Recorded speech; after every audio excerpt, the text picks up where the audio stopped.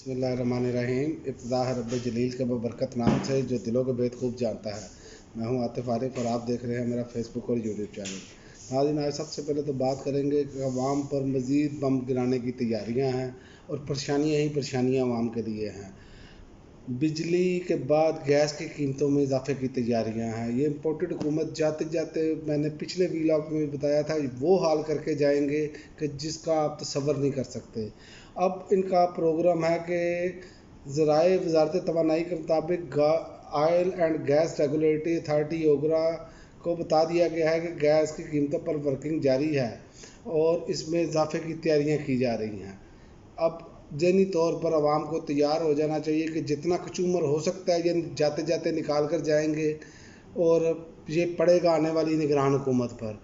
फिर कहेंगे कि हमने तो देखे ना मुल्क को डिफ़ॉल्ट से बचा दिया। जैसे कि आज वज़ीर आज़म साहब ने फरमाया है कि बिजली महंगी करना IMF की शर्त और हमारी ज़रूरत थी।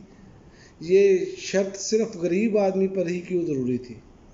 ये कोई अमीर आदमी पे भी टैक्सेस पे इजाफा हो सकता है। अब ये अवाम को इस हवाले से आप जो है ना वो बेवकूफ़ बनाना छोड़ देना चाहिए आपको। उसकी वजह ये है कि IMF को इससे कोई गर्ज नहीं है। IMF को गर्ज है टैक्सेस से, आपके प्लान से।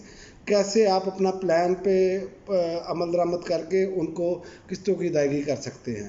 वो अब प्लान मांगते हैं। जब आपके पास कुछ ना हो, आप नालायक हों, तो फिर आप ऐसी शराइत तस्लीम करते हैं। और उन्होंने कहा है कि सियासी मफादात के लिए गुज़िश्ता हुकूमत की वजह से अमेरिका से तल्लुकात ख़राब हुए। जनाब, आपके तो ठीक है, आपके वज़ीर ख़ारजा साहब जो हैं वो 9 दौरे अमेरिका के कर चुके हैं, तो फिर कहते हैं बड़ी कामयाब खारजा पॉलिसी है हमारी, हमने तो मुल्क को सियासी तरह हमने तन्हाई से निकाला, फलां किया। अब आप ये तो कह रहे हैं, आपकी कोई बात समझ नहीं आ रही कि आप करना क्या चाह रहे हैं इस मुल्क के साथ और कैसे अवाम को आपने बेवकूफ़ बनाया हुआ है। 15 माह कहते हैं तल्लुकात को ठीक करने में लग गए। अंदाज़ा करें इनकी अपना जो है तमाम बातें भी जो अमेरिका की मान कर आए। रजीम चेंज ऑपरेशन भी हुआ, वो भी अमेरिकी साइफर के ज़रिए हुआ, जो कि इमरान खान साहब इन पर मुसलसल इल्ज़ाम लगा रहे हैं। और अगर इसमें सच्चाई नहीं थी तो फिर वो साइफर की जो चीफ जस्टिस साहब को उन्होंने भेजा, उसको डी नोटिफाई करके तो ओपन हेयरिंग कर लेते। ये भी इमरान खान साहब ने ओपन चैलेंज किया था। लेकिन हर बात पे ये झूठ बोल रहे हैं। और जनाब फरमा रहे हैं चीन ने अगर बर वक्त $5 अरब कर्ज का रोल ओवर ना किया होता तो हम डिफ़ॉल्ट कर चुके होते। बताएं ये कि जनाब जो ज़र मुआवजा के ज़खायर इमरान खान छोड़ के गए वो कहाँ खर्च किए आपने? ये आप क्या लोगों को कहानियाँ सुनाते हैं? ये लोगों को कहानियाँ सुना सुना कर इसी तरह अपना टाइम गुजारते हैं। अपने मफादात जिसके लिए ये आए थे वो काम इन्होंने बखूबी किए। आपने केसेस माफ़ करवाए, कोई बंदा नहीं इनके ख़ानदान का और इनके तल्लुकात वाला रह गया होगा जिसके ऊपर जो है वो करप्शन के केसेस ना ख़त्म हुए हों नैब के। ये इनका तरीक़ाकार था। और कहते हैं कि आलमी मालियाती जो अदारा है IMF, इससे मुआहदे को अमेरिका ने भी खैर मकदम किया। भाई अमेरिका की सारी बातें मानी, अमेरिका ने खैर मकदम क्या किया? उन्होंने तो अपनी तमाम शराइत मनवाई हैं आपसे और आपने उल्टे सीधे होकर, चूँकि आपने मुल्क का सत्यानाश इतना कर दिया था कि आपको इसके अलावा आपके पास चारा कोई नहीं था। आपको दोस्त ममालिक भी पैसे देने के लिए तैयार नहीं थे, इसलिए आपने तमाम शराइत मानी। वरना कैसे हो सकता है कि आप ये होता? और दूसरी जानब सियासत में आप देखें कि PTI से निकाले गए परवेज़ खटक का जो है ना नई पार्टी बनाने का फ़ैसला, और ये भी खबरें आई हैं कि इमरान खान साहब को इस बारे में मालूम था, परवेज़ खटक साहब के बारे में, असद उमर साहब के बारे में, और अपना क्या नाम है हारून रशीद साहब ने अपने एक उसमें प्रोग्राम में बताया भी कि परवेज़ खटक, असद उमर और अपना फवाद चौधरी साहब और बाकी जो दीगर हैं 3-4 जो कमेटी के जिनको मुज़ाकरात के लिए भेजा जाता था, उन पर इमरान खान को पहले ही शक था और वो अब यकीन में तब्दील हो चुका है। इसीलिए इनको पार्टी से निकाला गया है। और परवेज़ खटक साहब की तो सरगर्मियाँ इतनी मशकूक थी, इनके तो इन्होंने पार्टी क्या बनानी है, इनके अपने घर वाले इनके मुखालिफ हैं, वो कह रहे हैं हमने PTI नहीं छोड़नी। लेकिन अब इमरान खान साहब जो हैं वो एतमाद करने के लिए तैयार नहीं हैं इन पर। और परवेज़ खटक साहब ने जो है वो मुलाकातों का पहला राउंड इस्लामाबाद में मुकम्मल कर लिया है अपना। और پرویز خٹک صاحب نے نئی سیاسی جماعت بنانے کا فیصلہ کر لیا ہے. اب دیکھتے ہیں نئی سیاسی جماعت بنا کر یہ کیا تیر چلاتے ہیں، کیونکہ اصل مسئلہ ہے خیبر پختونخوا میں ووٹ بینک کا. وہ عمران خان صاحب کا ہے، وہ ٹوٹ نہیں رہا، نہ مسلم لیگ نون سے ٹوٹ رہا ہے، نہ پیپلز پارٹی سے ٹوٹ رہا ہے. وہاں پہ کلین سویپ ہوتا نظر آ رہا ہے، اور مولانا فضل الرحمان صاحب بھی فارغ ہیں وہاں پہ.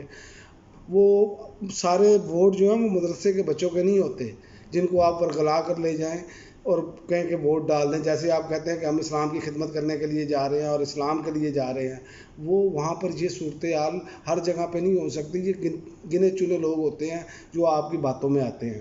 اس لیے اب ان کو مسائل بن گئے ہیں، الیکشن کی طرف کام جا رہا ہے. عمران خان کو یہ ابھی تک باہر کرنے میں کامیاب نہیں ہوئے، یا ان کی جماعت کو ابھی تک باہر کرنے میں کامیاب نہیں ہوئے. اس لیے یہ ان کو سمجھ نہیں آ رہی اب یہ کرے کیا. اور دوسری جانب سابق صدر آصف علی زرداری بھی لاہور پہنچ چکے ہیں اور اہم ملاقاتیں متوقع ہیں، اور وہ لاہور میں چند روز قیام کریں گے. نگران سیٹ اپ پر مشاورت کے لیے آصف علی زرداری اور وزیر اعظم شہباز شریف کی ملاقات ہوئی ہے. اور یہ بدقسمتی اور استحکام پاکستان پارٹی کے چیئرمین کے ساتھ بھی ان کی ملاقات ہوئی ہے، اور وہاں پر تعزیت بھی کی ہے اپنا ان کے بھائی کے جو وفات ہوئی ہے اس پر.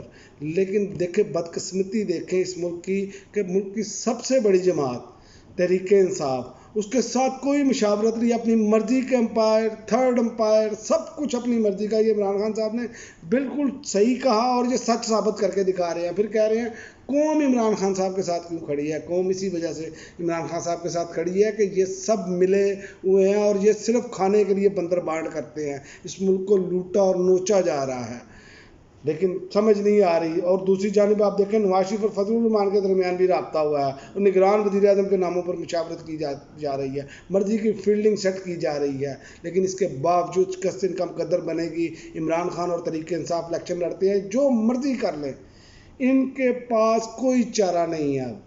یہ ہر صورت عوام کے غیظ و غضب کا شکار ہوں گے. آپ کو میں نے پہلے ہی اوپر بتا دیا کہ اب مزید جو ہے مہنگائی کا طوفان مزید بڑھتا چلا جا رہا ہے. اور آج لاہور میں جو برجی اور ٹرین کے اوپر سے ایک شخص نے خودکشی بھی کی. لیکن یہ لوگ ہیں کہ ان کو عوام کی کوئی فکر ہی نہیں ہے. یہ صرف اور صرف اپنے سیاسی مفادات استعمال کر رہے ہیں، سیاسی گدوں کی طرح نوچ رہے ہیں اس ملک کو. اور یہ جو دوسری بات ہے نا جو ہم لوگ بار بار کہتے ہیں کہ جی جناب اس ملک کو کچھ نہیں ہونا، لوگ آتے ہیں لوٹ کر جاتے ہیں، پاکستان ویسے ہی ہے. جناب نہیں، پاکستان ویسے نہیں ہے. آپ حقائق پر نظر دوڑائیں.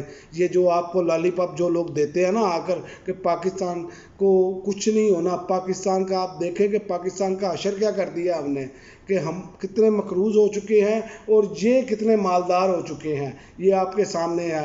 اور ایک ہم یہ کہتے ہیں کہ جی اللہ تعالیٰ کی مدد، اللہ تعالیٰ کی مدد اس وقت آتی ہے جب قومیں اپنی ایمانداری کے ساتھ اللہ کے کام کے ساتھ جڑ کر کھڑی ہو جائیں، پھر اللہ تعالیٰ کی مدد آتی ہے. یہ نہیں ہو سکتا کہ آپ سب کچھ کرتے جائیں اور کہیں کہ اللہ تعالیٰ کی مدد بھی آ جائے. ایسے نہیں ہوتا. جب تک آپ جابر حکمرانوں کے خلاف کلمہ حق بلند نہیں کرتے اس وقت تک یہ نہیں ہوتا. اس لیے اب عوام کے پاس موقع ہے کہ جب ووٹ الیکشن کا دن آئے تو اپنے ووٹ کے ذریعے جو بھی لوگ ملوث ہیں اس ملک کو لوٹنے میں اور جن لوگوں نے اس ملک کا ستیہ ناش کیا، ووٹ کی طاقت کے ذریعے ان کو شکست دیں تاکہ آنے والے دنوں میں کوئی ایسی جرت نہ کر سکے. اب تک کے لیے ناظرین اتنا ہی، اجازت دیجیے. اللہ حافظ.